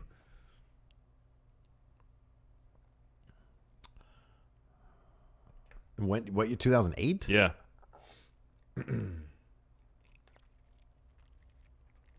Weird WWE ECW. RVD? Kofi Kingston. Oh, he was in ECW first? Yeah, I guess so. Weird. Championships. What French Canadian diva was a two-time WWE Divas champion, and now it's going to be the mother of the Mrs. That'd be Babies. Maurice. Mother. It's mother. What powerful WWE diva was known as the Glamazon? Beth Phoenix. Yeah. Superstar Bio. Which of the following names was not a member of the Spirit Squad? Mikey, Kenny, Billy, Mitch. Billy? Very good. You win. One more than I do. What's that Nakamura card I saw in here? Nakamura. Yes, John Morrison was in ECW. Kevin Jenkins. He was their ECW champion. He was. No, I can't find it. One thing we forgot to mention, we're on the patreon.com/Stephen Larson. We got Perfect. 66 people. Oh! Whoa! Let me see that. What is this card from? It's a we have New Japan cards? Yeah, there's a couple. There's a Nakamura one in there, too. Really? Yeah. Oh, that's the best. I know. It's great. Bullet Club Hunter, Yoshitatsu. Oh, man. That's my reward for the day. I earned that. Good job. Hooray for me. Yeah. Good job. Wait, what were you going to say? What was I going to say? I don't remember. I don't That's know why I asked either. you what you were going to say. Anyways. That's it for now. Thanks so much for tuning in. Oh, Hilton, come on, man. Get some music going. Look at these shirts here. I find it funny you wouldn't buy the colorful shirts. You could buy it now, but just wait a Just couple weeks. tranquilo. Just Wait a wait. couple weeks. Save some money. We'll Put let that you know. money into something else. We'll remind you they're for sale. Don't worry about that. We're going to be, Don't worry last about year's WrestleMania sale. Woo, what a boon. I'm going to try to get 2 designs ready for Mania Hey, sale. you know what I might do? If it happens. So we have a new logo coming up. Mm-hmm. We were going to debut it on the WrestleMania recap show, but that's going to be like after the sale or the tail end of the sale. How about we debut it for the sale? All right, that sounds good. We'll have like a couple of new logo shirts. Yeah. We'll debut it, and then we'll put the actual. I'll try to get a real shirt going, too. There you go. I have an idea. All right, cool. Anyways, that's it for the show. Hilton, let's get some music. Thank you, Hilton. That's it for the show. Thanks for tuning in. Until next time, talk to you guys later. Bye.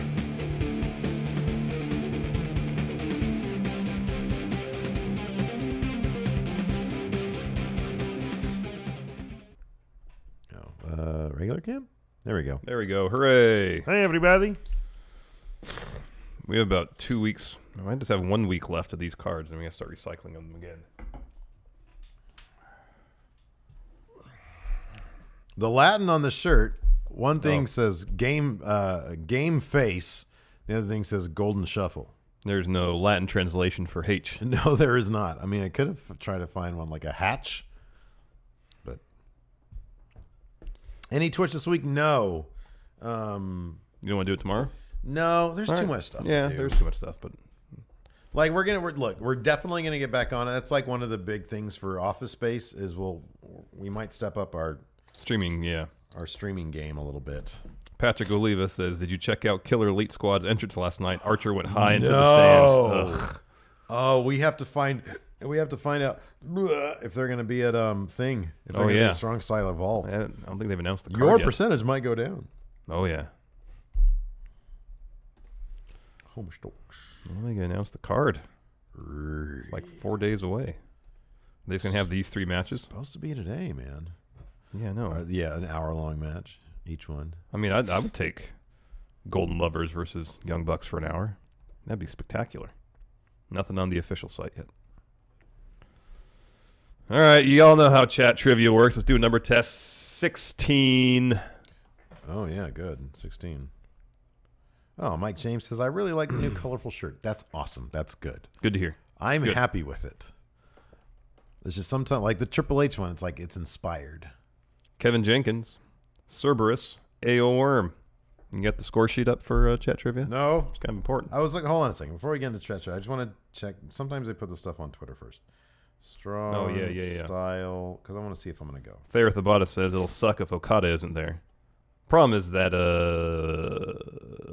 Sakura Genesis is the following weekend. So, SoCal Uncensored says that they'll be releasing information on the show tomorrow. Oh, tomorrow. So it might be tomorrow. It'd be interesting if they do Okada Sabre there as opposed to Sakura Genesis. But then what's the main event for Sakura Genesis going to be?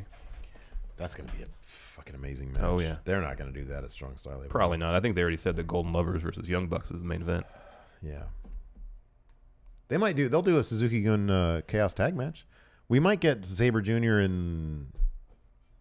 Oh, yeah. Maybe Suzuki versus cool. Okada and whoever else. Goto. Yeah. Something like that. Jay White. Let me bring up the thing. Oh, Jay White already has a match. Yeah. Mike James says the WWF show is awesome. Thanks. We'll try to bring that back. That wasn't that tough to do. No, I like that. I'd like to bring that back. I'd like to bring that back on a weekly basis because I'm going to convince you that going the goofy route for some of the episodes. Yeah, that's fine. I can be convinced. Is good. It's because it's funny. Yeah.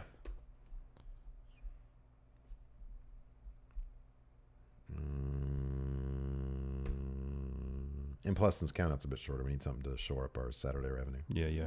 Business, people, business. Yes. Oh God. Anyways, going in raw stuff. What's my fucking what? Oh, I just need to do here. Chat trivia. Man, I feel like fucking wonky today. Like I swear I have not. Did you done take any... some Dayquil? No. Oh. I feel like. I just feel tired. I don't feel like I'm high necessarily. Maybe your blood sugar's I low. totally zoned out during when I was like thinking of Mask and Sack. I swear. Maybe like it's almost embarrassing. I was like, oh my God, I can't believe I was just thinking about that so much. You could just have low blood sugar. Maybe you need some food. That'd be cool. You need some complex carbs. I had a breakfast sandwich this morning. What time? 9. No, it's not that early. I know. Did you feel full, satisfied after you ate that? Yeah, I felt good. No, okay. No, my head. I do feel like I'm in a cloud though, but I don't know why. Who won last week? I don't know. That's what your notes are supposed to tell us. Is it? Thayer Thabata won last week. Yes, Thayer Thabata won last week. Congratulations. That's right. Congratulations, Thayer Thabata, on your win last week. Here we go. He was the first winner of the new era. Right? Mm-hmm. Okay. I do have some almonds in my computer bag. No, we're about to eat some healthy nuts. I'm good.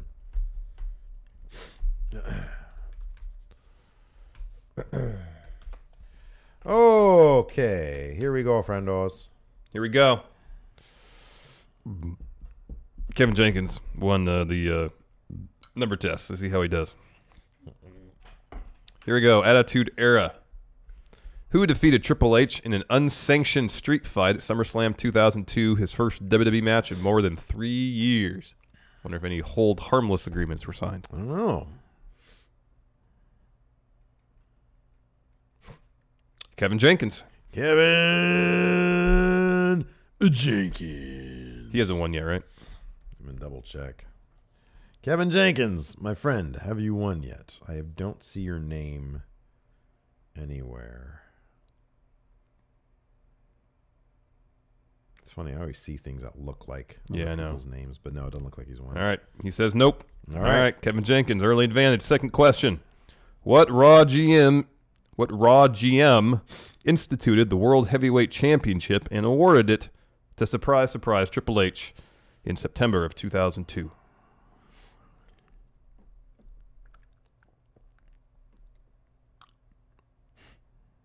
Alex C, but he's won. Joe Shea. Is Joe Shea won? Joe Shea. I don't think that name does not sound familiar I don't believe so. Double check. Joe Shea. Joe Shea got it correct with Eric Bischoff. Kevin Jenkins. He narrowly avoided Kevin second. Jenkins coming in, like, basically having this locked up. Superstar bio. What faction included Golga, Kurgan, Giant Silva, George the Animal Steel, and Luna Vachon? Wow.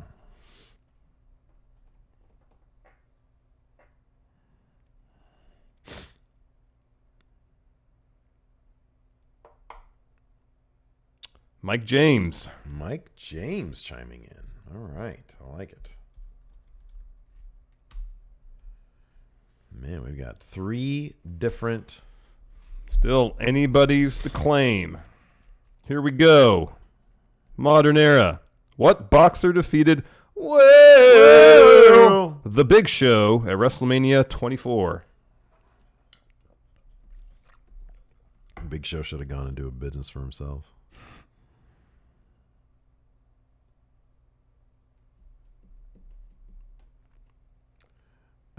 I feel like Kevin Jenkins won that. Yeah. Because he had the first three letters correct. No. Well, Two of the first 4. Kevin Jenkins. Again, if we know what you're getting at, we will award you're it probably to you. good, but that was kind of risky on his part. Next question. Who defeated The Miz United States Championship at Night of Champions 2010, becoming the first former NXT rookie to win a title?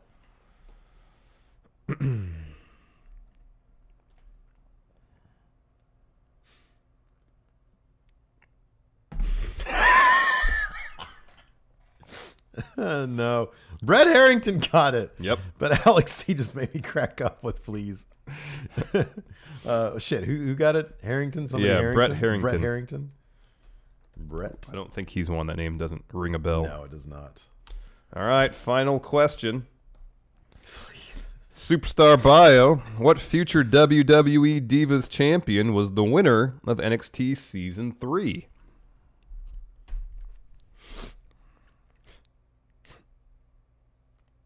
The answer to the previous question was Daniel Bryan.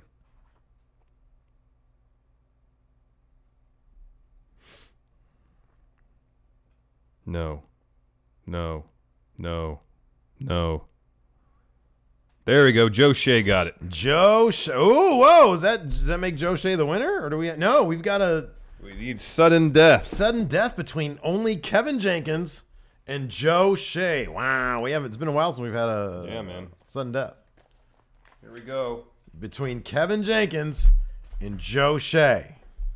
So Everybody else, shut the fuck up. we're going to the classic era, see who really knows their stuff. What future WWE Hall of Famer won the very first King of the Ring tournament in 1988? Wow, this is a tough one. This is a tough one. Hey-oh.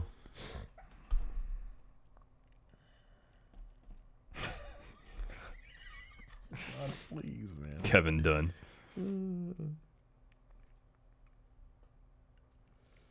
They're all on freaking Google right now. No, Joe Shea. Not Hogan. Not Hogan. N.W. Anderson? No. N.W. Anderson. You have the internet. Look it up. It's between you and somebody else. I can't believe. Not Macho No, Man. it's not Macho Man. Look it Not up. Bret Hart. It's still but you guys, either of you can get it still. Fucking Google it. Exactly. 1988 King of the Ring. No. You have had so much time. You have had so much time. You guys are insane.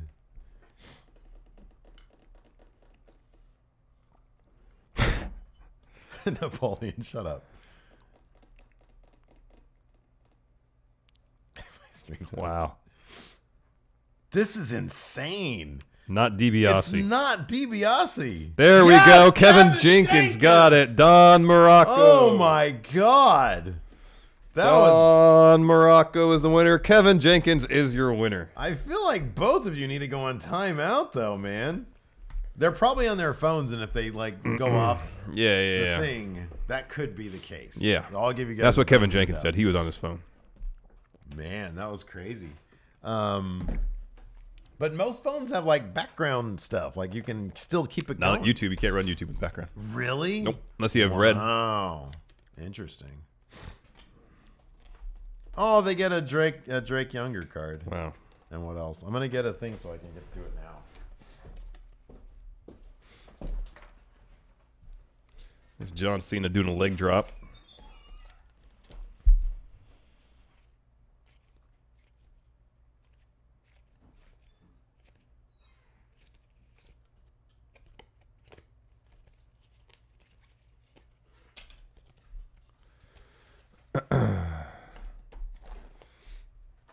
Oh, that's right there. Yeah, if you do multi-window.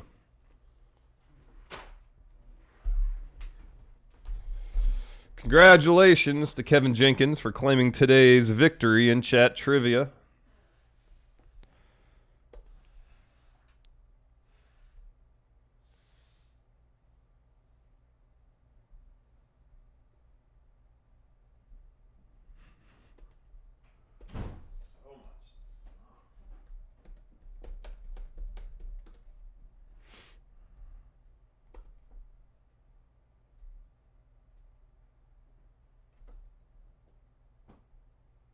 Well, that's weird.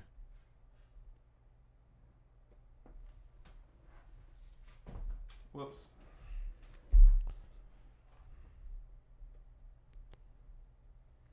Oh, great risotto. That sounds good.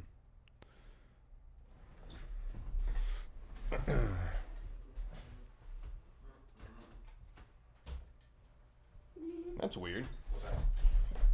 So, according to Wikipedia, Ted DiBiase won the 1988 King of the Ring.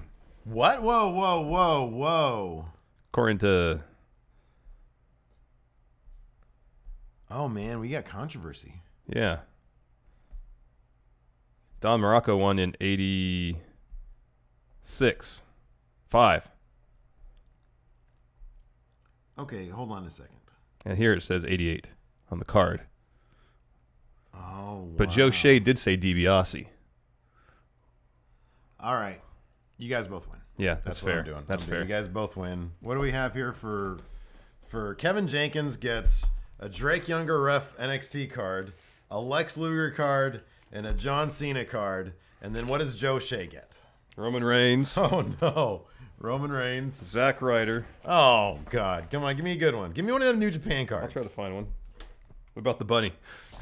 No, he doesn't. No, he's not getting the bunny. Let's see if I can find one of those New Japan cards. Oh, there's a good one. Mark Henry. Mark Henry's good. Mark All right, Henry's perfect. I'll take Zack Ryder back. Ooh, fresh freaking Sharpie here. Cards. Ooh, that feels good. Ooh, new Sharpie. I like that. I'm going to put little dookies coming out of John Cena's butthole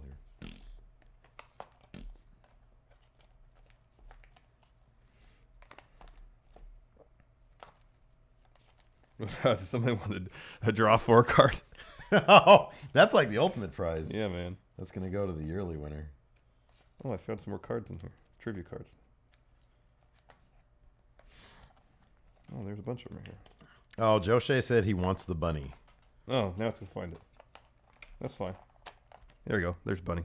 Okay. He gets bunny. Oh,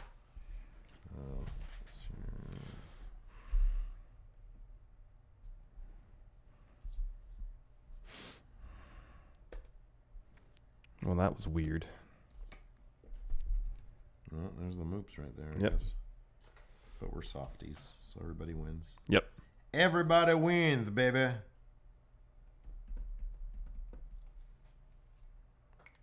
There at the bottom, Minoru Suzuki sends you an email that says, I know what you did and I'm coming for you. What do you do? Go to a school and get an AR-15 from a teacher.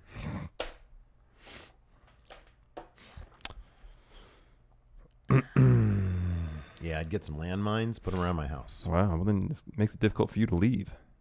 I don't like leaving my house anyway. That's a good point. You don't Leaving my house like is leaving your overrated. house. It's overrated. Although I'm contemplating it today to get food. Maybe. What are you going to have for lunch? Did you bring your crap lunch? I brought some chili, but I could be convinced to find something to supplement it because it's not a lot. Yeah, I don't know, man. Nothing out there, nothing in the world sounds good. And it's vegetarian chili, so I don't know how filling it's going to be. There's not a lot of it. No! Breaking news from Big Jim. Meltdown is closing. Oh, that's a bummer. Fuck, man. Oh, man. That's surprising. That is surprising. That's where we had our little show. Yeah. I do have a bag of healthy nuts in my computer bag over there. Oh, Patrick Oliva says New Japan just posted they will have a press conference at 12, so that's 8 o'clock Pacific time, so I'm guessing that's going to be to announce Strong Style Evolved. Well, they haven't said anything on there. A tweeter. Zach Stolpa, what do you think would be the stiffest match ever? Jonathan Reiner says Suzuki versus Walter. Walter would probably be involved. His chops are stiff. Yeah. Man. Imagine a match between Vader, like Vader in Japan, against Walter. It'd just be uncomfortable to watch, man. I don't need to see that stuff. I'm not huge on that. Like, I don't want to see a dude after a match with his chest all fucked up. Yeah. I really kind of don't want to see that. That's a bit much, yeah. It doesn't... Like, yeah, I can hit a guy kind of hard, too. You know what I mean? Like, anybody can... I don't know. The purpose of pro wrestling, in my opinion, shouldn't be to hurt the other guy. Yeah, it should be entertained. And when your chest is all swollen and fucked up, yeah, bleeding. It's like, oh, wow, look at his chops. They're crazy. But, yeah, it's just... You're just doing too much, dude. Yeah, you're messing people up. I asked Jeff how he knows this, and he said, I know things. Man, what a bummer.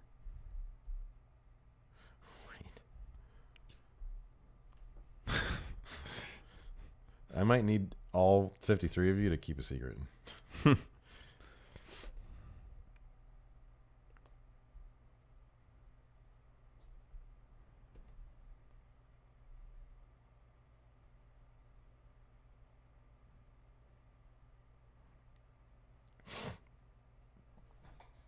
Alex C. Steve sounds like a lot like Bret Hart with the dislike of stiff chops.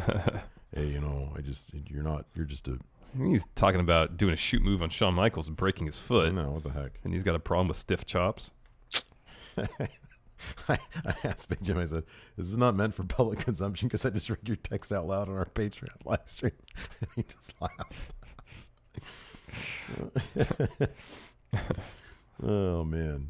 All right, everybody shut up about that, okay? Nobody knows. Yeah, Nobody knows. Keep that hush-hush.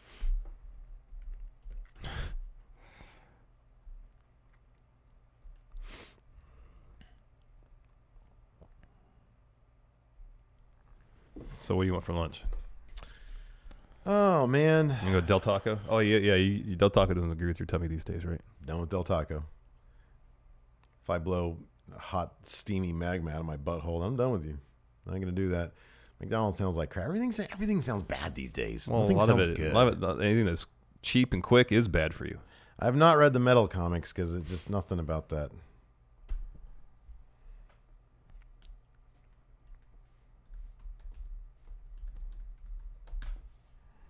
Chipotle was good. Chipotle's expensive, though. Yeah. He says, it's out there. I haven't confirmed it 100%, but I've heard it from two peeps I trust. All right, well, it's out in the world, apparently. But still. Everybody shut up, please. Yeah. Oh, man. Do you guys have CFA? That means... What's CFA? I don't know what CFA means. I don't know what that means. I know that CPA is Certified Public Accountant. Yeah. Right? Yeah, we don't have a Certified Public Accountant. They sent out an email. Are we still talking about Meltdown Comics? Or CPAs. Did they send out an email? No, Chipotle is expensive just as a value proposition. Granted, you get a gigantic burrito, but you can get a gigantic burrito someplace else for cheaper. Oh, man. No, Chick-fil-A actually sounds kind of good. One of them chicken sandwiches. All right, let's go to Chick-fil-A. Where's the nearest Chick-fil-A? Just up Sierra College. Okay, we can do that. Be something different. Thank you, J.S. Wooten. I'll get a chicken sandwich to eat with my chili. I'm going to get chicken nuggets and I can put it in the chili. Oh, that's good. Yeah, I like Chipotle, but It's too expensive. it's too expensive, and it really isn't all that. You know, here's my number one issue with Chipotle, even more so than the cost, is that you get your beans. I don't do rice in it because that's filler. I get double meat. Sure. That's all hot ingredients. Then I add the lettuce and like the fajita vegetables. Those are supposed to be hot too. But after adding the lettuce, the guacamole, and the salsa, everything just gets instantly cold. Yeah, it does. So by the time I sit down to eat it, it's cold. Yeah. I don't want a cold burrito. Yeah. No, I got you. If you could each choose one poster from the wall behind you for Office Space, if we can only choose one. One? Yeah. That's tough. Let's take this out of the equation because that's going. going. One poster. I mean, my heart is telling me this. Oh, the Lex Luger with dumb face, yeah. Yeah, because I'm so used to having Luger wall behind me. Daniel Bryan over here Oh yeah. for the episode. My head's telling me this awesome Chris Jericho print Yeah, that's pretty good. because the artist sent that to us. Probably this one. Is your head and your heart telling you that? My dick is telling Yeah, me. your loins are telling you that, huh? My sex drive is telling me this one. All right, let's get ready to sign out. We'll talk to everybody later. All right, thanks everybody. We'll talk to you later. I know it's ironic. It's cold water Larson, but I don't like anything cold. I don't like cold water. Hold on, we ever find out if that email that dude was talking about was about Meltdown? I think so. Oh, search Meltdown closing on Twitter. Okay. All right. Bye, everybody. Bye.